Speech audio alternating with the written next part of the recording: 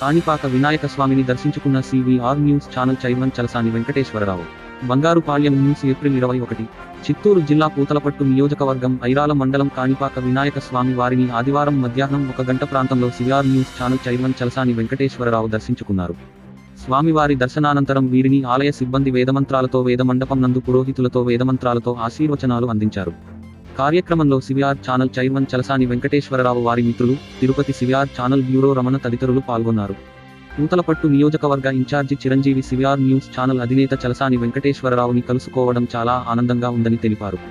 అనంతరం పూతలపట్టు నియోజకవర్గ ఇన్ఛార్జ్ చిరంజీవి చలసాని వెంకటేశ్వరరావు మరియు సివిఆర్ సిబ్బందితో కలిసి పూజలో పాల్గొన్నారు.